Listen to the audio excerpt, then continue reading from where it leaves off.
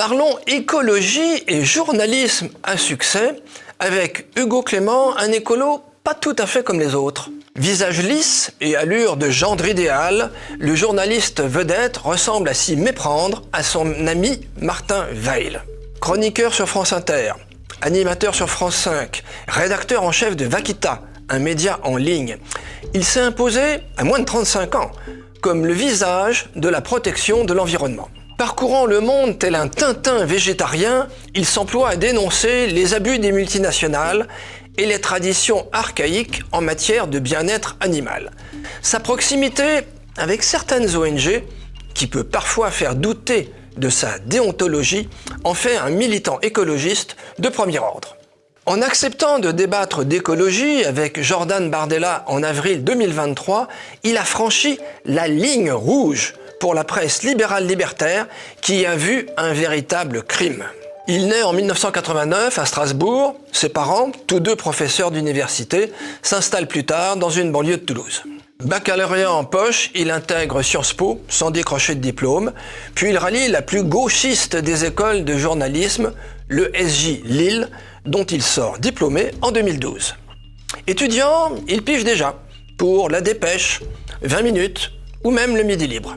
En 2012, il remporte la bourse Jean d'Arcy qui lui ouvre la voie à France Télévisions où il restera 3 ans. À partir de 2015, il rejoint Canal+ et l'équipe du Petit Journal. Il ralliera l'année suivante TMC pour participer en tant que chroniqueur à Quotidien. Dans des conditions un peu houleuses, il cesse sa collaboration avec Quotidien et rejoint l'écurie Combini. Ce nouvel acteur sur le marché de l'information mise sur des vidéos courtes.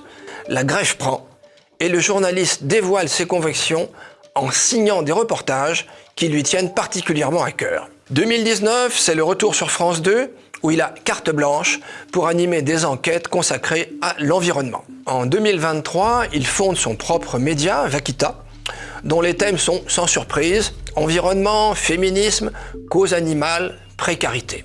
Parmi les investisseurs, il y a du beau monde. François Pinault, Xavier Niel, Mathieu Pigasse. Même s'il confesse une affinité idéologique avec le député Aymeric Caron, dont il dit partager beaucoup d'idées, il déplore, je cite, un discours parfois trop radical pour convaincre le plus grand nombre de gens. Il en va de même pour les écologistes radicaux dont, selon lui, la violence décrédibilise complètement le mouvement. Végétalien, proche de l'association L214, Hugo Clément n'a pas que des amis, ce qui lui vaut parfois des menaces de mort.